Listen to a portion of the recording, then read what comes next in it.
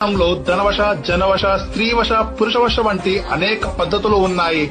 చాలా వశీకరణాలు కనిపిస్తాయి. ఈ ప్రయోగం ఎవరిపైన కావాలో వాళ్ళపైన ఎక్కడంటే అక్కడ చేయలేము. దానికి కొన్ని పూజా పునస్కారాలు ఉన్నాయి.